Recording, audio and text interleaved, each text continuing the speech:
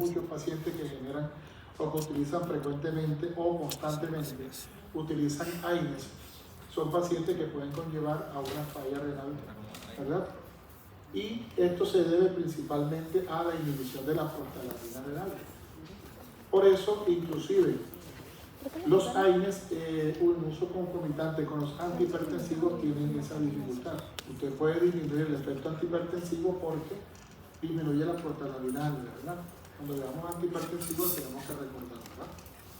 Y las interacciones, ya hablamos de los AINES, reducen el efecto antiagregante del ASA al competir y también pueden aumentar el riesgo de sangrado gastrointestinal. Otros anticoagulantes, si yo doy el ASA con otro anticoagulante, ¿qué va a pasar? Ni estando la respuesta ahí. Si usted está disminuyendo la agregación plaquetaria y está dividiendo los factores de coagulación, ¿qué le va a pasar a ese paciente si llega a sangrar? ¿De qué? ¿Me escucho? No va a poder controlar, sí, claro, se puede haber una hemorragia permanente, el paciente no va a controlar el sangrado y se puede desangrar, puede causar una hipovolemia. ¿Listo? Con otros antiagregantes también aumenta el riesgo de sangrado y con el alcohol aumenta el riesgo de daño y sangrado gastrointestinal, ¿cierto? Entonces, ya sabemos las interacciones, ya sabemos los efectos adversos para poder formularlo y entonces aquí están las respectivas presentaciones que encontramos en el mercado. Recuerden que nosotros podemos tener en el mercado manejo del dolor, ¿verdad? Y manejo antiagregante plaquetario. Va a depender mucho de la dosis o de la presentación, la cantidad de miligramos que tenga. Ahora bien, ustedes recordarán que dentro del manejo del programa de riesgo cardiovascular existe la formulación de los medicamentos antihipertensivos, de los medicamentos hipolipemiantes orales, pero también se habla de disminuir el riesgo de infarto a través del consumo periódico de Azahuin o de ácido acetilsalicílico.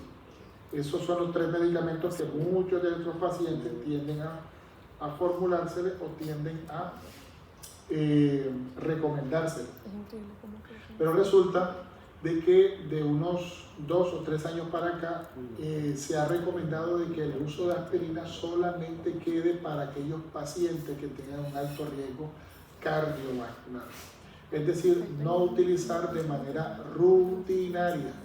Entonces usted tiene pacientes que llevan años tomando, son hipertensos, no han tenido un infarto, tienen electrocardiogramas normales, ecocardiogramas con buena fracción de eyección, un bajo riesgo de producir un infarto o enfermedad coronaria, inclusive de un ictus isquémico, ¿verdad?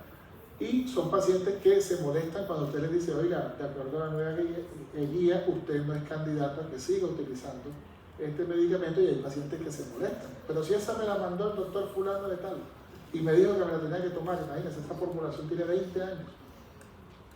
Y el paciente lleva tomando sagradamente 10, 15, 20 años tomando el medicamento por recomendación inicial, porque en aquel momento estaba, digamos, avalado para disminuir el riesgo cardiovascular.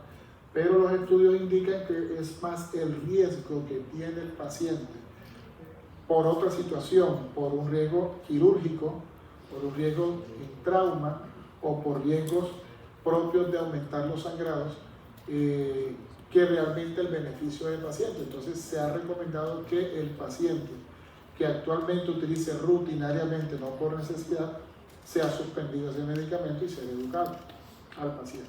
Y lo otro es darlo en aquellos pacientes en los cuales tienen un riesgo trombótico mayor, pacientes que tengan enfermedad venosa periférica, ¿verdad?, con signos de riesgo de obstrucción a nivel periférico, también en enfermedades, en pacientes que tengan riesgo aterotrombótico, en este caso pacientes que tengan síndrome coronario, que ya estado en una UCI por un infarto, son pacientes que se benefician, o pacientes que tengan un riesgo de producir isquemia cerebral también, porque hay hallazgos a nivel carotidio, por ejemplo, de engrosamiento a nivel de la arteria carótida. Entonces, ya están descritos cuáles son los usos en este caso de los pacientes. Suspender de manera rutinaria y establecer verdaderamente riesgo cardiovascular. Entonces, ¿está claro? Porque todavía en la práctica diaria, inclusive con nuestros familiares o conocidos, podemos establecer esa educación. ¿Listo?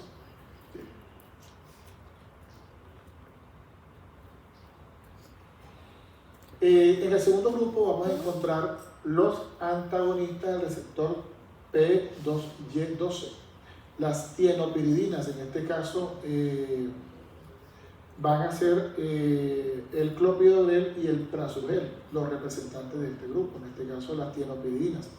El mecanismo de acción es que van a tener una activación metabólica hepática, es decir, van a ser por fármacos, necesitan ser activados a nivel hepático mediante las enzimas del citocromo P450 para formar un metabolito activo. Tiene una inhibición irreversible de forma covalente al receptor purinérgico P2Y12 en la superficie plaquetaria. Y esto va a bloquear la señalización mediada por adenosín difosfato, lo que resulta en una inhibición de la activación plaquetaria y la posterior agregación. Por un lado vamos a tener la inhibición de la ciclooxigenasa y en este caso vamos a tener los antagonistas del receptor P2Y12. Ahora, este efecto también, al igual que el ácido acetilsalicílico, va a tener un efecto irreversible y va a durar toda la vida, pero de la plaqueta. Prasugrel tiene una activación más eficiente y rápida que el clopidogrel, lo que se traduce en una inhibición plaquetaria más potente y consistente. Y aquí hablamos de potencia. En el caso del clopidogrel vamos a tener que el efecto, ya sabemos que es inducida por adenosín difosfato y el inicio de la acción va a ser lento, horas a días, debido a la necesidad de activación metabólica. Quiere decir que si necesita activarse a nivel hepático debe tener un hígado competente. Si tiene falla hepática o tiene también medicamentos o tratamientos que puedan disminuir la función hepática, hay que tener mucho cuidado. La dosis de carga puede ser de 300 a 600 miligramos para un inicio más rápido. La duración de la acción, como ya hemos hablado, de 7 a 10 días, dependiendo de la vida media de la plaqueta. Y va a tener una variabilidad de la respuesta, dependiendo de los polimorfismos que tengan la enzima, en este caso la específica para este medicamento, que es la CYP2C19. Cualquier medicamento que comparta este tipo de inductor enzimático va a tener un efecto sobre el metabolismo a nivel del clopidogrel. Pero eso tiene mucho que ver con digamos, la competencia entre sustratos por esta enzima. En la medida en que yo pueda inducir a que esta enzima actúe rápidamente, entonces el metabolismo va a ser más rápido y el efecto se va a conseguir más rápido, pero va a tener un efecto poco duradero. Pero mientras tanto, aquellos pacientes que tengan una disminución del efecto de esta enzima, va a tener la categoría de metabolizador lento y entonces los efectos van a tener una respuesta bastante baja. Entonces, esto explicaría en general a nivel de farmacología, porque hay pacientes que pueden tener una respuesta rápida a un medicamento y una respuesta óptima, mientras que otros pacientes pueden experimentar con el mismo medicamento una disminución de su capacidad de respuesta. Entonces, por eso encontramos pacientes que dicen que ante un medicamento igual puede tener un efecto variado. Por ejemplo, hay pacientes que son muy susceptibles a los neurolépticos o muy susceptibles a los opioides, por ejemplo. Pacientes que se toman una tableta de codeína y son pacientes que a los 15 minutos inmediatamente ya están teniendo somnolencia, están teniendo reducción inclusive del dolor, mientras que hay otros pacientes que ya generaron tolerancia o que son metabolizadores lentos y necesitan un tiempo más, 1 hora, 12 horas para empezar a conseguir el efecto. Como hay pacientes que pueden experimentar con los antihistamínicos, en este caso la loratadina, cetericina, pueden experimentar un efecto de somnolencia rápido y duradero, mientras que hay otros pacientes que dicen que no les causa y no les hace efecto. Entonces, esto puede estar dado primero por la bioequivalencia del medicamento en cuanto a la diferencia entre laboratorios, pero también puede estar dado por la característica intrínseca del paciente. Nadie sabe cómo está el sistema citocromo P450 en cada uno de ustedes, ni en el mío tampoco. Ya existen pruebas que pueden caracterizar esos polimorfismos. De hecho, se hacen pruebas en pacientes, ¿verdad?, previo al inicio del tratamiento, y se le puede indicar al paciente si tiene o no tiene esa cualidad y qué efectos adversos se pueden predecir en este tipo de pacientes, ¿verdad? Ya esos estudios los hay, aquí en Colombia se pueden estudiar esos polimorfismos, no son de manera rutinaria, pero sí se pueden conseguir esos equipos. De aquí a 10 años creo yo que va a ser, inclusive en pacientes polimedicados o en polifarmacia debería ser un requisito de aquí a varios años, que cada tipo de paciente, o sobre todo en medicamentos que tienen un estrecho margen terapéutico, ¿verdad?, o que tienen más eventos adversos que otros. En ese tipo de pacientes, o en aquellos pacientes que son alérgicos a varios medicamentos, este tipo de estudio sería conveniente estudiar las isoformas del citocromo P450 con el fin de determinar qué tipo de polimorfismo hay, ¿verdad? Eso hablamos de farmacogenética. Bien, entonces, cuando a la farmacocinética, la absorción va a ser rápida, va a ser incompleta, de 40 a 60% de biodisponibilidad.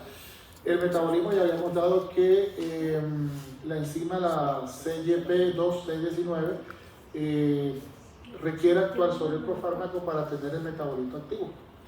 Y la excreción va a ser un 50-50, va a ser una excreción hepática y una excreción renal.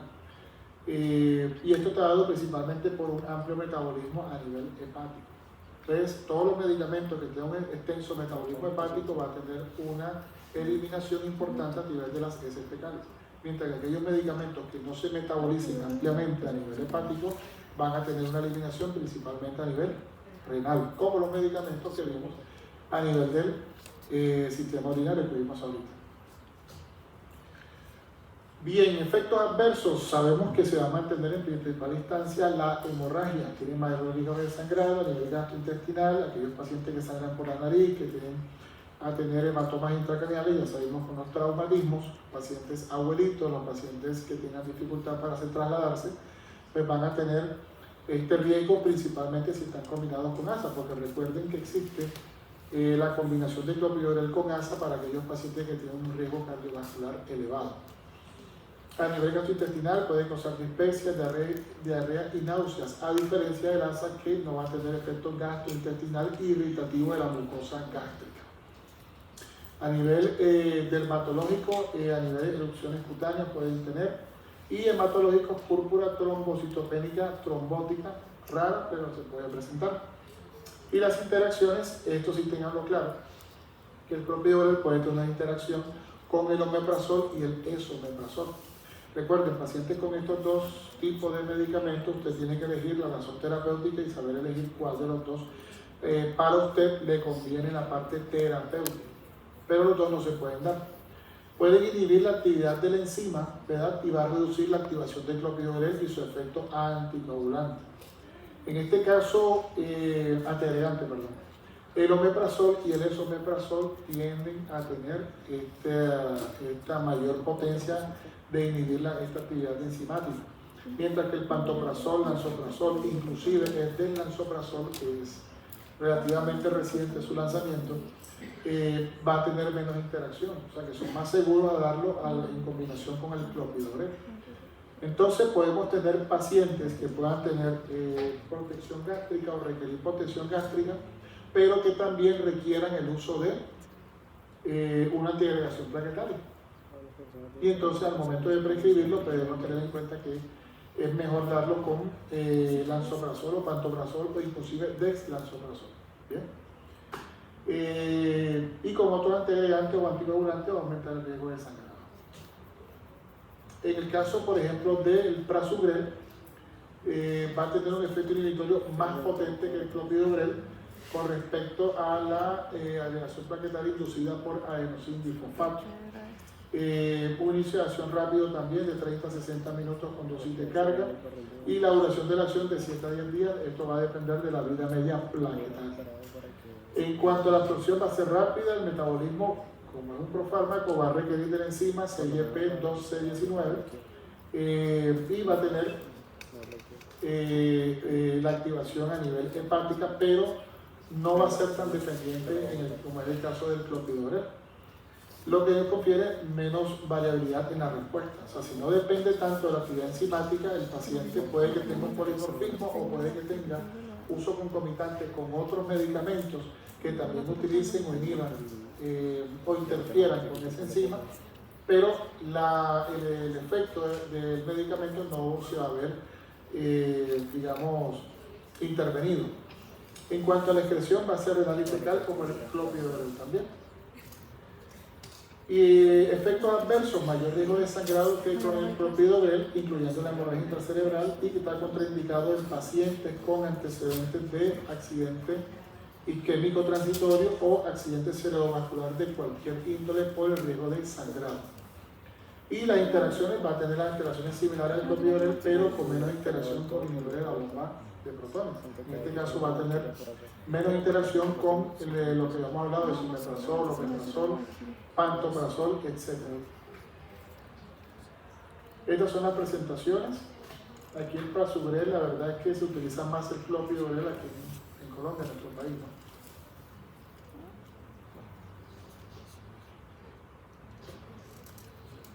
Y en segunda instancia vamos a encontrar de este mismo grupo los no-tienopiridinas, o las no-tienopiridinas que tienen una inhibición reversible, a diferencia de los anteriores que tienen una inhibición irreversible. El mecanismo de acción va a ser el ticagrelor. Los medicamentos activos van a ser el ticagrelor y el cangrelor. Son los fármacos activos y no requieren activación metabólica, a diferencia del clopidogrel y el prasugrel. Va a tener una inhibición reversible alostérica, es decir, se unen de forma reversible a un sitio alostérico que permite la activación del P2Y12 y no al sitio de unión del adenosín difosfato, lo que impide la señalización. Sin embargo, su efecto es más predecible y rápido de inicio y cese. Va a tener, gracias a esa característica, un uso predilecto en digamos, unas situaciones clínicas relevantes. Con respecto a la forma reversible, la unión al sitio alostérico le permite la posibilidad de tener una afinidad alta, pero puede desprenderse de ese sitio alostérico. Cuando hablamos de sitios alostéricos, son sitios que no son el sitio propio de unión del receptor, sino que son sitios que permiten la posibilidad de que la unión con el receptor se potencie su efecto o se inhiba, se inhiba la respuesta que va a generar a nivel intracelular. Entonces, esa sería la explicación, digamos, de la diferencia con respecto al sitio de unión y a la característica reversible y alostérica. En cuanto a farmacodinámica, va a tener una inhibición potente y rápida de la agregación plaquetaria y va a estar inducida por la agregación plaquetaria inducida por adenosín difosfato. Inicio de acción rápida, minutos a horas con dosis de carga y una duración de acción relativamente corta. Requiere administración 2 veces al día debido a su unión reversible. Y el efecto antiagregante cesa de 3 a 5 días tras la suspensión, o sea que tiene un efecto que puede durar varios días después de la aplicación inicial. Tiene una absorción rápida por vía oral, es metabolizado por la enzima CYP3A4 y generando algunos metabolitos también activos. Y la excreción principalmente fecal, porque tiene un metabolismo ampliamente denso a nivel hepático. En este caso, los efectos adversos del ticagrelor, hemorrágico, riesgo comparable o ligeramente superior al clopidogrel, pero menor que el prasugrel. Un efecto adverso único y común en un 10-15% de los pacientes, generalmente leve y transitorio, como es la disnea, la disminución de la frecuencia cardíaca. Puede aumentar el riesgo de pausas ventriculares asintomáticas y aumentar el ácido úrico, lo que puede precipitar o empeorar cualquier paciente que tenga acumulación drástica de esta sustancia. o aquel paciente que se encuentre en crisis urémica. Interacciones, todas las inhibiciones potentes con el citocromo o esta enzima pueden aumentar o disminuir los niveles de ticagrelor, dependiendo de si son inhibidores o si son inductores de esa sustancia o de esta enzima. Dosis altas de ASA, es decir, mayor de 100 miligramos, no están recomendadas con ticagrelor, ya que pueden reducir la eficacia de este medicamento. Y en el caso de cangrelor, va a tener un efecto inhibitorio rápido, potente y reversible de la agregación plaquetaria. El inicio de acción va a ser minutos, porque va a ser aplicado a nivel intravenoso. Tiene una duración de acción muy corta y el efecto cesa aproximadamente de 30 a 60 minutos de suspender la infusión. El anterior puede durar hasta unos 2 o 3 días, 3 a 5 días después de la última dosis. Exclusivamente intravenosa, la administración rápidamente inactivada en el plasma por desfosforilación, más no por enzimas a nivel del citocromo P450, y la excreción principalmente renal.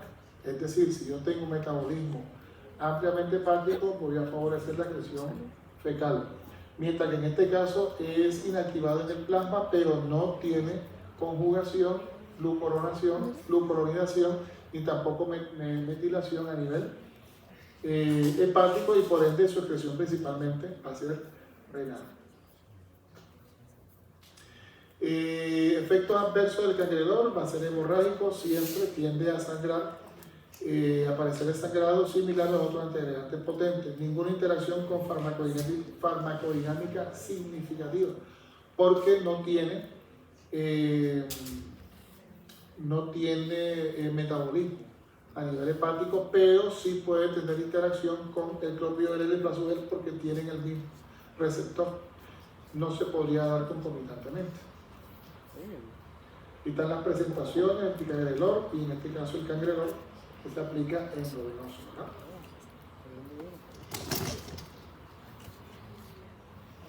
Y vamos con el tercer grupo.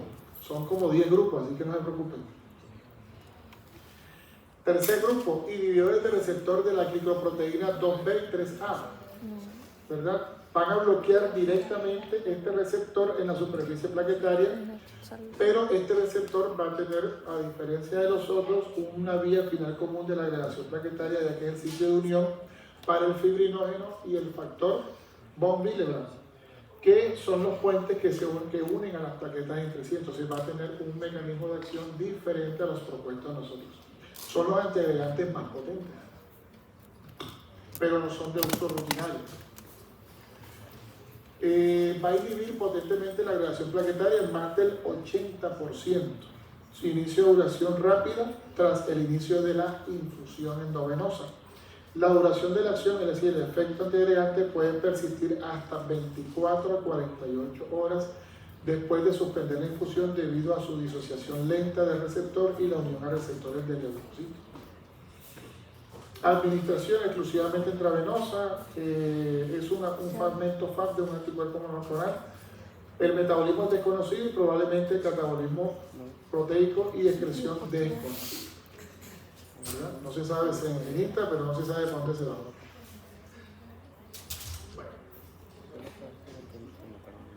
Efectos adversos hemorrágicos. Sabemos que entre mayor potencia, ¿verdad?, y un mecanismo mucho más efectivo, va a tener un efecto hemorrágico, o va a tener un mayor riesgo de sangrado en este caso.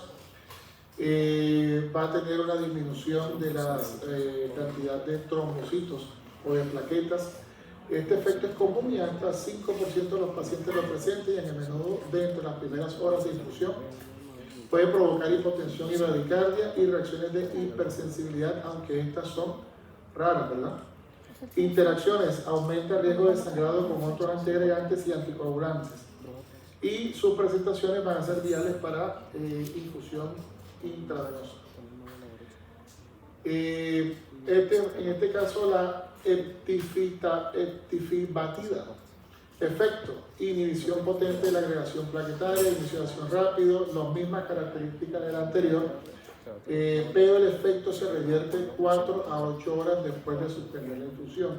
El efecto del anterior o la duración de la acción del anterior va a ser de 24 a 48 horas después de suspender la infusión.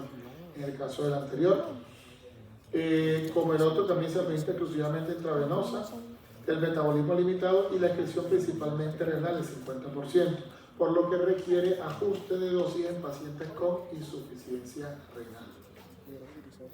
Efectos adversos, sabemos que es hemorrágico y disminución de la cantidad de plaquetas. Interacciones, aumenta el riesgo de sangrado con otros antiagregantes y anticoagulantes, y la infusión intravenosa son la forma de presentación. Tenemos otro representante, tirofiban, para no alargarles el cuento. Tiene todo lo que habíamos descrito de los dos anteriores de este grupo: inhibición potente de la agregación plaquetaria, inicio de acción rápida, duración corta, el efecto se revierte de 4 a 8 horas tras suspender la infusión, y la administración exclusivamente intravenosa, metabolismo mínimo, pero este se excreta principalmente por vía renal y en un bajo porcentaje por vía fecal, y requiere ajuste de dosis en insuficiencia renal. Efectos adversos, lo mismo que el anterior, ¿sí? La misma característica. Aquí están las presentaciones de cada uno de ellos, de este grupo.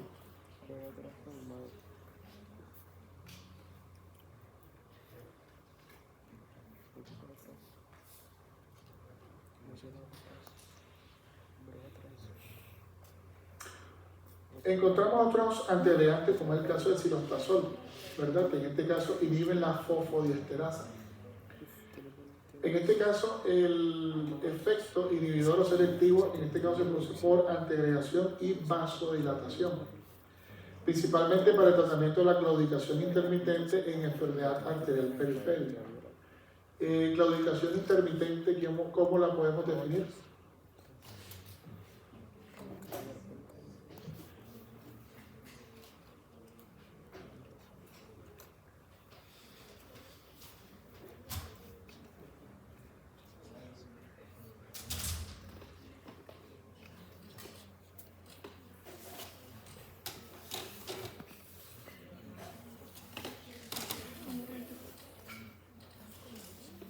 Ya le preguntaron al asistente.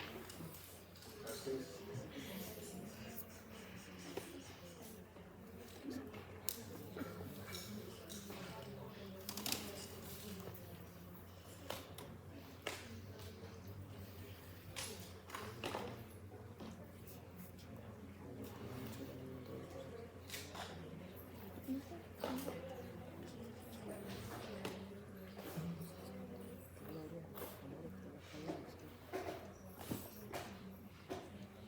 Nada, ¿no definen qué es claudicación intermitente?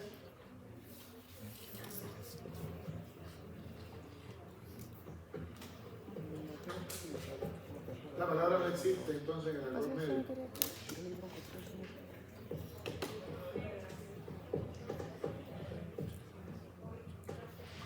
Ajá, ¿quién me habla?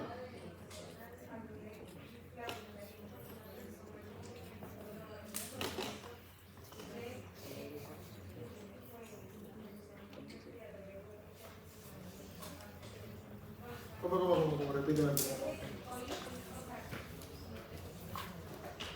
Ajá.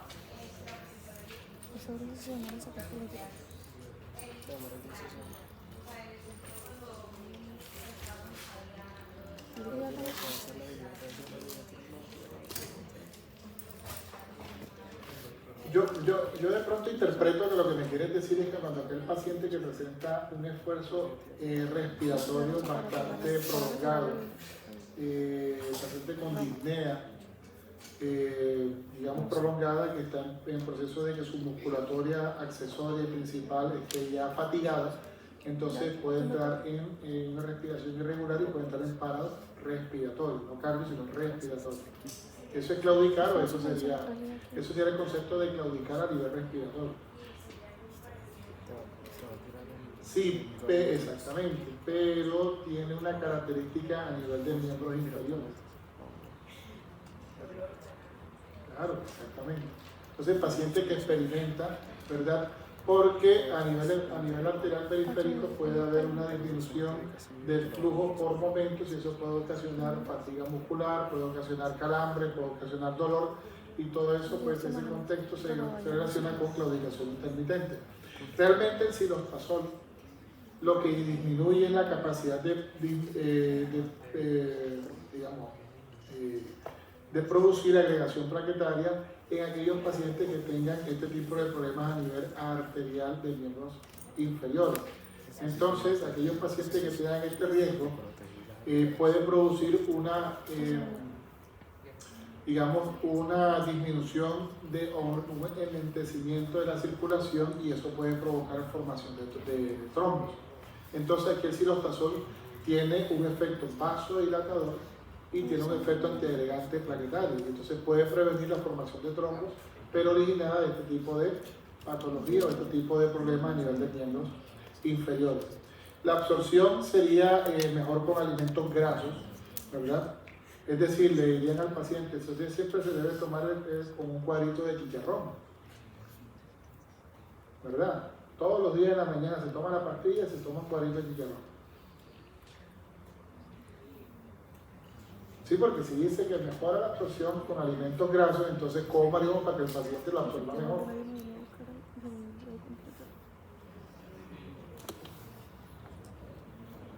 ¿Sí está bien indicado o no está bien indicado? ¿Cómo sería esa recomendación en este paciente? No sé si está diciendo más área. ¿Por qué no?